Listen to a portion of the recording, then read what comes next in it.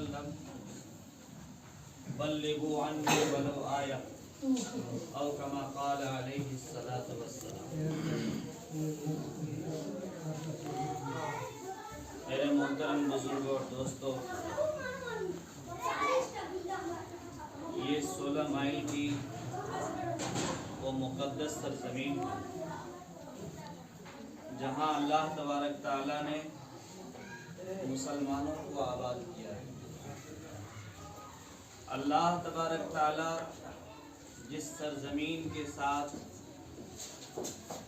फज़ल का खैर का मामला करना चाहता है उस पर मुसलमानों को बसाता है और उस पर अल्लाह तबारक ताला अपने इल्म का ज़ुहूर फरमाता है। जब ये मौका मिले और ऐसी मजलिस में शामिल होने की हमें फुर्सत मिले तो इसको गनीमत समझना चाहिए, क्योंकि बगैर तौफीक के मिले हुए कोई नेक काम नहीं कर सकता। जब तक अल्लाह नहीं चाहेगा तब तक हम खैर के काम में आमादा नहीं हो सकते। ये अल्लाह तबारक ताला ही दिल में बात डालता है और अल्लाह ताला ही अपने रास्ते में लगाता है, तब जाकर के हम लगे रहते हैं। वरना अल्लाह चाहे तो एक घर को उजाड़ने में कोई टाइम लगेगा, एक ईमान को बर्बाद करने में टाइम लगेगा, एक ईमान वालों को गुनाहों में उलझा देने में टाइम लगेगा? नहीं लगेगा। तो इसलिए सबसे पहली जिम्मेदारी हम सब की ये है कि हम सब मुसलमान हैं, इसलिए हमारे घर के हर फर्द नमाजी होनी चाहिए। हमारे घर का हर फर्द नमाजी होनी चाहिए। हम नमाज पढ़ रहे हैं, हमारी औलाद बेनमाजी है। हम नमाजी है, हमारी बीवी बेनमाजी है। हम बीवी है, हमारे वालिद साहब नमाज नहीं पढ़ते। हम नमाजी है, हमारे भाई नमाज नहीं पढ़ते। हम नमाजी है, हमारे चाचा नमाज नहीं पढ़ते। उन तमाम रिश्तेदारों को दावत पे बुलाइए, दस्तरखान पे बैठाइए, उनको अपने साथ खाइए और उनको मोहब्बत के साथ दावत दीजिए। एक बार नहीं, 10 बार करने की जरूरत पड़े सिला रहमी करने की तो 10 बार करें। सिला रहमी करने का हुक्म किसके साथ? रिश्तेदारों के साथ है ना। तो रिश्तेदारों के साथ जब हम सिला रहमी करेंगे, रिश्तेदारों पर जब हम अपना माल खर्च करेंगे तो हम कौन बनेंगे? मुत्तकी बनेंगे। कौन बनेंगे? मुत्तकी बनेंगे। और हम लोग समाज में समझते हैं कि अपने बेटा पर खर्च कर रहे हैं, चचा पे खर्च कर रहे हैं, अबू पे खर्च कर रहे हैं, रिश्तेदारों पर खर्च कर रहे हैं तो हमारा पैसा खर्च हो रहा है। ऐसा नहीं है, ऐसा नहीं है, बल्कि एक एक पैसा आपका हिसाब किया जा रहा है और क़यामत के दिन आपका जो भी अपने रिश्तेदारों पर खर्च हुआ है वो सब का अज्र मिलेगा, सब का बदला मिलेगा। या बुनय्या अक़ीमिस्सलाह, अल्लाह तबारक ताला ने कुरान शरीफ के अंदर लुक़मान हकीम का तज़किरा किया। इसका? लुक़मान हकीम का। आप पूछेंगे कि लुक़मान हकीम कौन सी हस्ती थी जिसका तज़किरा कुरान ने किया, अल्लाह ने किया है? वो कौन सा काम करते थे कि अल्लाह को इतना पसंद आया कि उनका तज़किरा कुरान में किया? तो आप जानते हैं कि जो जितना ज्यादा कुर्बानी देता है उस चेहरा को उतना ही पहचाना जाता है। मालूम है ना? जो जितना ज्यादा कुर्बानी देता है उस चेहरा को उतना ही पहचाना जाता है। जो घर के लिए कुर्बानी देता है वो घर में मुअज़्ज़ज़ होता है, जो गांव के लिए कुर्बानी देता है वो गांव में मुअज़्ज़ज़ होता है, जो मस्जिद के लिए कुर्बानी देता है वो मस्जिद में मुअज़्ज़ज़ होता है, जो जिला में कुर्बानी देता है जिला के लिए मुअज़्ज़ज़ होता है। मतलब जिनके काम का दायरा जितना वसी होगा, जिसके अंदर जितनी ज्यादा खैर की सलाहियत होगी, उतना ही वो पहचाना जाएगा अपने समाज में, है ना।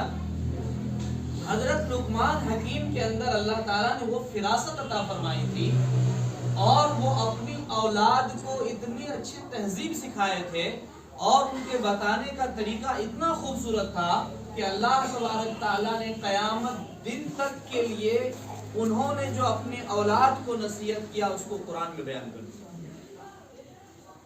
باپ کی نصیحت اولاد کے لیے جو لقمان حکیم نے کی تھی اپنی اولاد کو، اللہ تعالیٰ نے اس نصیحت کو قرآن میں درج کیا ہے، اور قرآن میں جب اس کو درج کیا ہے تو اس کا مطلب کیا ہے؟ جو نصیحت لقمان نے اپنے بیٹے کے لیے کی تھی وہی نصیحت ہمارے لیے بھی، وہی نصیحت ہمارے لیے بھی۔ اگر وہ نصیحت ہمارے لیے نہیں ہوتی تو اللہ تعالیٰ اس کا تذکرہ قرآن میں کرتے ہی نہیں، اللہ تعالیٰ قرآن میں اس کا تذکرہ کرتے ہی نہیں۔ جب اللہ نے کہا یا بنی اقیم الصلاۃ، لقمان حکیم نے کہا اے میرے بیٹے نماز قائم کرو، کیا کہا؟ نماز قائم کرو، اور اچھی باتوں کا، بھلی باتوں کا لوگوں کو حکم کرو، اور بری باتوں سے لوگوں کو روکو۔ اچھی باتوں کا حکم کرو، بری باتوں سے لوگوں کو روکو۔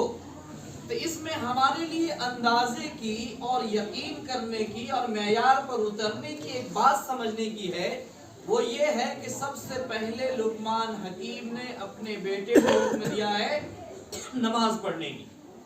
کس کی؟ نماز پڑھنے کی۔ یا بنی اقیم الصلاۃ، اے میرے بیٹے نماز پڑھو، اور نماز کا جب وہ عادی ہو جائے، نماز وہ پڑھنے لگے، اور نماز پڑھنے کی وجہ سے اللہ تبارک تعالیٰ لوگوں کی نظر میں ان کی محبت ڈال دیتا ہے۔ نماز پڑھنے کی وجہ سے وہ متقی کہلانے لگتا ہے۔ نماز پڑھنے کی وجہ سے لوگوں کے سامنے ان کے معاملات صاف نظر آتے ہیں، ان کے معاملات صاف نظر آنے لگتے ہیں۔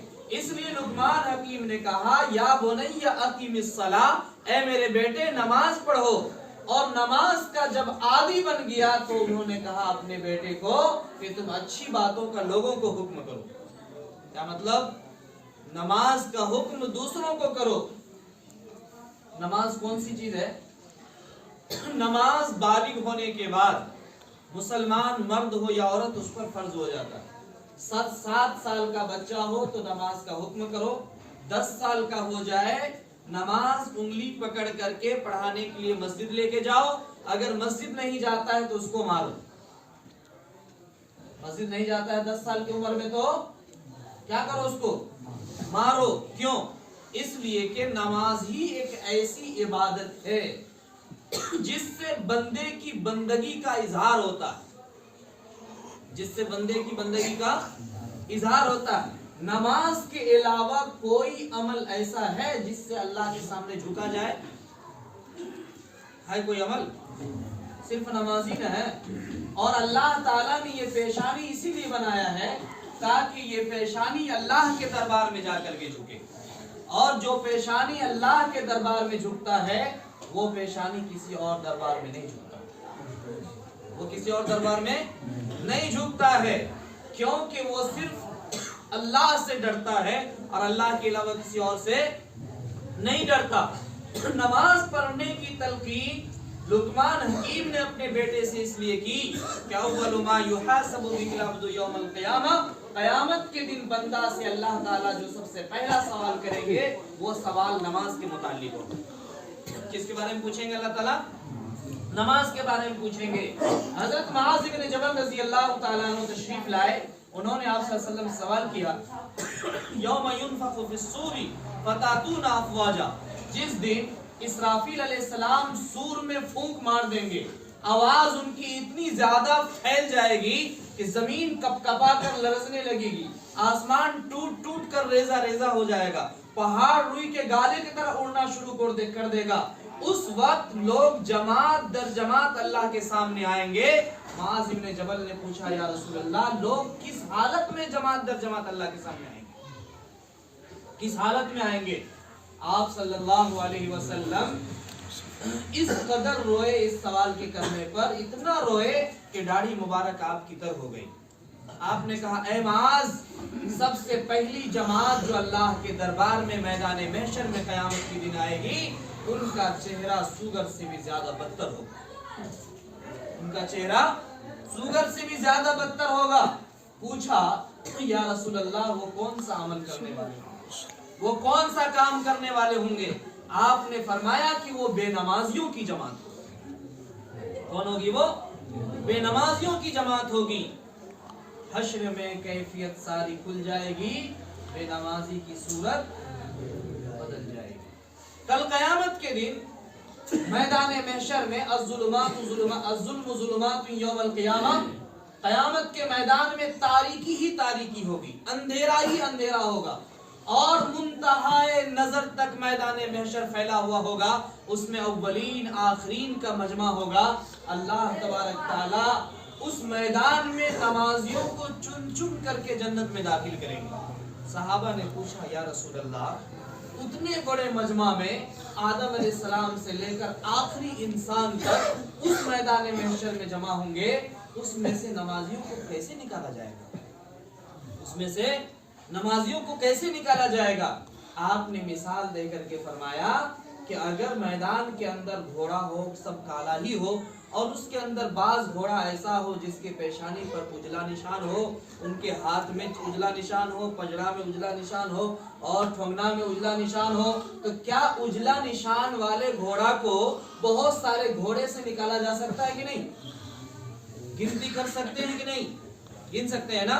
ऐसे ही मैदान महशर के अंदर सारे लोग काले पड़े हुए होंगे, कोयला की तरह स्याह होगा।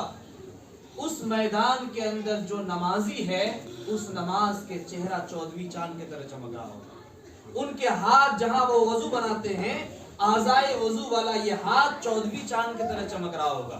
उनका ये पांव 14वीं चांद की तरह चमक रहा होगा। अल्लाह ताला फरिश्तों को हुक्म देंगे, एक एक चमकने वाले चेहरा को वहां से उठा करके उसको जन्नत में,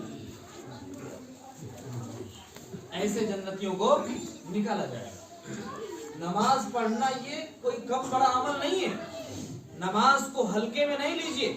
नमाज ये बहुत बड़ी इबादत है और अल्लाह ताला जिसको तौफीक देता है वही नमाज पढ़ता है। जिसको तौफीक नहीं देता वो नमाज नहीं पढ़ सकता है। मा सलककुम फी सक़र क़ालू लम नकु मिनल मुसल्लीन। जब जहन्नमी मुसलमानों को जहन्नम के अंदर डाल दिया जाएगा और जन्नती लोग जो उनके रिश्तेदार हैं उनको देखेंगे, तो देखने के बाद कहेंगे मा सलककुम फी सक़र। जन्नती मुसलमान जहन्नमी रिश्तेदार मुसलमानों को पूछेंगे मा सलककुम फी सक़र, किस चीज ने तुमको जहन्नम में डाला? वो कहेगा क़ालू लम नकु मिनल मुसल्लीन, हम दुनिया में नमाज नहीं पढ़ते थे, हम दुनिया में नमाज नहीं पढ़ते थे। वलम नकु नुतइमुल मिस्कीन, हम मिस्कीनों को खाना नहीं खिलाते थे। दो अमल नहीं करते थे, एक अल्लाह का हक भी अदा नहीं करते थे और दूसरा बंदा का हक भी अदा नहीं करते थे। ना अल्लाह का हक अदा किया, ना बंदा का हक अदा किया। ये दोनों हुकूक अदा न करने की वजह से वो जहन्नम की दहकती आग में जलेंगे। इसलिए हम सब ये अहद कीजिए, अल्लाह ने मौका दिया है, जो जिंदगी हमारे पास बाकी है, सबसे पहले ये सोचिए कि हमारी जिंदगी कितनी गुजर गई और बाकी कितनी रह गई। अगर 60 साल की जिंदगी हमारी हो रही है तो हो सकता है 10 साल और हो, मुश्किल से 20 साल और हो, 25 साल हो या 40 साल और हो, तो जिंदगी तो हमारी बहुत सारी गुजर गई ना। एक एक दिन हमारे जिंदगी का कम होता जा रहा है, एक एक दिन हमारे जिंदगी का कम होता जा रहा है। घर में एक हौज है और उस हौज में से रोजाना एक एक बाल्टी पानी निकाल रहे हैं, तो कम होगा कि बढ़ेगा? कम होगा ना। तो हमारी जिंदगी भी कम हो रहा है कि बढ़ रहा है? हमारी 70 साल की उम्र अल्लाह ने तय कर दिया, मान लीजिए मसलन 70 साल की उम्र अल्लाह ने तय करके दुनिया में भेजा है और उस 70 साल में 10 साल हमने गुनाह में गुजार दिया। कितने साल? 10 साल गुनाह में गुजार दिया। तो 10 साल 70 साल में कम कर दीजिए, कितना बचा? 60 साल। अब 60 साल ही हमारे पास मौजूद है, 70 साल नहीं है, क्योंकि जो गुनाह किया है उस गुनाह की बोझ की वजह से हमारी उम्र को घटा लिया गया। हमारी उम्र को घटा लिया गया। अब 70 साल नहीं है, अब उम्र हमारी कितनी रह गई? सिर्फ 60 साल। अल्लाह के नबी सल्लल्लाहु अलैहि वसल्लम ने फरमाया कि जब बंदा सिला रहमी करता है और अदल इंसाफ करता है और नेकी के रास्ते पर लगता है तो अल्लाह उनकी उम्र में इजाफा करता है, उनकी उम्र में इजाफा करता है। यहाँ ये समझ में आया कि 60 साल हमारी उम्र है अल्लाह के तरफ से मुतय्यन, लेकिन हमारी नेकी और भलाई और खूबी खैर का काम करने की वजह से अल्लाह 10 साल उम्र हमारा बढ़ा दिया, 10 साल बढ़ा दिया। बुराई करने से घटा और नेकी करने से बढ़ा। ये हतमी फैसला है, हम इसको समझ सके या ना समझ सके, हकीकत यही है। या ये कह लीजिए कि गफलत में 70 साल हमारा गुजर गया, 20 साल और अल्लाह ताला मौका दिए हैं, अब उनके पास जो 70 साल गुजरे हैं इसकी कोई कीमत नहीं है, इसकी कोई कीमत नहीं है। जो 20 साल और मौका मिला अल्लाह की तरफ से, अब ये सुधर जाए, अब ये सुधर जाए, अब ये सुधर जाए, ढील देता रहा, लेकिन इसके बावजूद जब ढील पर मौका से फायदा नहीं उठाया तो अब अल्लाह ताला की पकड़ आ गई उसके लिए, अल्लाह की पकड़ आ गई। और पकड़ इतनी सख्त आई कि आज पांव टूटा, कल हाथ टूटा, चंद दिन के बाद फालेज मार दिया और उसके बाद ऐसी नौबत आ गई कि अब बिस्तर पर से हिल भी नहीं सकते, बिस्तर पर से हिल भी नहीं सकते। जब सेहतमंदी थी, जब अल्लाह ने मौका दिए हुआ था, हाथ काम कर रहा था, पांव काम कर रहा था, आंख काम कर रही थी, सारा जमाना हमवार था, सब कुछ कर सकते थे, तो उस वक्त हम अल्लाह को भूल के बैठे थे, उस वक्त हम अल्लाह को भूल के बैठे थे। और जब चार जानिब से परेशानी आकर के घेर लिया तो अब हम क्या कह रहे हैं कि अल्लाह मुझे माफ कर दीजिए, आज के बाद नमाज नहीं छोड़ेंगे, अल्लाह माफ कर दीजिए, आज के बाद नमाज नहीं छोड़ेंगे। जब वो ये बंदा ये कहता है तो अल्लाह ताला के दरबार में फरिश्ता कहता है कि अल्लाह ये आवाज तो गैर मानूस लग रही है, ये आवाज तो गैर मानूस लग रही है, यानी अजनबी आवाज लग रही है, ये कोई सुनी सुनाई हुई आवाज नहीं है। क्योंकि अगर ये नमाज पढ़ता, अगर ये अल्लाह के सामने दुआ करता, अगर ये इस्तिग़फ़ार करता, अगर ये तस्बीह पढ़ता, अगर ये कुरान की तिलावत करता, अगर ये दर्स कुरान में बैठता, अगर ये जुमा के दिन बयान में सबसे आगे जगह लेकर के बैठता, इनके दिल के अंदर शौक और जज्बा होता ईमान का और दीन का, तो ये आवाज आज गैर मानूस अजनबी नहीं होती बल्कि मानूस आवाज होती। क्या होती? मानूस आवाज होती। और फरिश्ता ये नहीं कहता कि ये तो अजनबी आवाज लग रही है, इसलिए अल्लाह इसकी आवाज पर ध्यान मत दीजिए, इसको नजरअंदाज कर दीजिए। क्यों?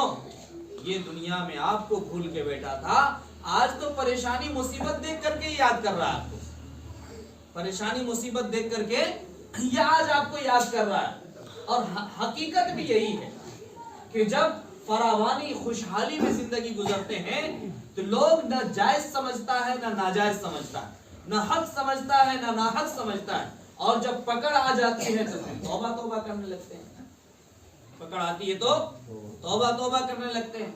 अभी एक शख्स की मौत हुई, हम लोग बराबर समझाते रहे, इतना समझाए कि अगर एक पत्थर को भी समझाते तो वो भी नमाज पढ़ने लगता, इतना समझाए, लेकिन ऐसी मजलिस, ऐसी बेशरम मजलिस कि वो मजलिस उनको सुधरने नहीं दिया, मजलिस उनको सुधरने नहीं दिया। बार बार मौका निकाल करके आधा आधा घंटा, एक एक घंटा बैठ करके समझाए उनको। 2 दिन आते नमाज पढ़ते, फिर उसी मजलिस में, फिर आते कभी 3 दिन नमाज पढ़ते, फिर उसी मजलिस में। नौबत ये आई कि उम्र भी ज्यादा नहीं थी, कुछ दिन पहले भाई का इंतकाल हो गया उसी हाल में, और उसके बाद जो है वो भी बेचारे अल्लाह को प्यारे हो गए, वो भी अल्लाह को प्यारे हो गए। कई दिन इसी हाल में रहा कि उनकी आवाज बंद है, आंख चल रही है, आंखों से आंसू डबडबा रहा है, न उंगली हिल रही है, न पांव हिल रहा है, न बदन हिल रहा है, बस आवाज उनके कान में जाती थी, वो बोल नहीं सकता, वो बोल नहीं सकता था। आन बान शान तो 1 मिनट में खत्म हो जाता आदमी, आन बान शान ये तो 1 मिनट में खत्म हो जाता है।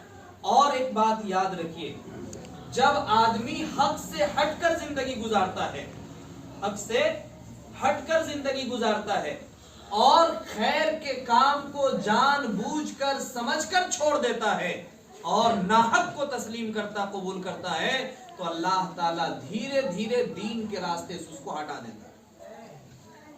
دھیرے دھیرے اللہ تعالیٰ دین کے راستے سے کیا کرتا ہے؟ اس کو ہٹا دیتا ہے. اور اتنا ہٹا دیتا ہے کہ سب سے پہلے تو اس کے دل کے اندر جو ایمان کی حلاوت، روشنی اور ان کو چاشنی ملتی تھی نماز پڑھنے میں، تسبیح پڑھنے میں، آگے میں بیٹھنے کا شوق تھا اور راتوں میں ہاتھ اٹھاتا تھا تو اللہ کے خوف سے رویا کرتا تھا، آہستہ آہستہ سب سے پہلے ان کے آنکھوں کی آنسو کو چھین لیتے ہیں. آنکھوں کے آنسو کو چھین لیتے ہیں. اس کے بعد یہ ہوتا ہے کہ ان کے دل سے جو ایمانی جذبہ ہوتا ہے وہ جذبہ آہستہ آہستہ چھین لیتا ہے.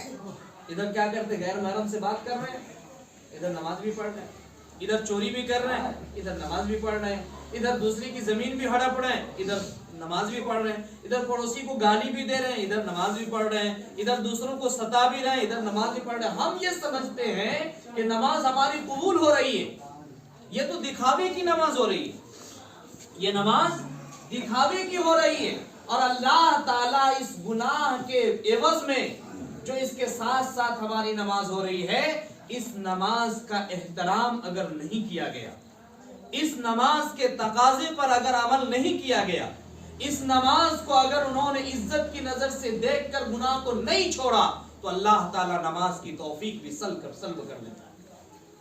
اللہ نماز کی توفیق بھی سلب کر لیتا ہے. یا نماز پڑھتے بھی رہیں دکھانے کے لیے تو دل کے اندر جو کیفیت، درد اور اخلاص اور وہ امید ہونی چاہیے اللہ کی ذات سے، وہ تڑپ ختم ہو جاتی ہے. آئیں گے فٹافٹ 2 رکعت مارے اور فٹ سے بھاگے، سب سے بعد میں آئیں گے اور سب سے پہلے نکلیں گے مسجد سے.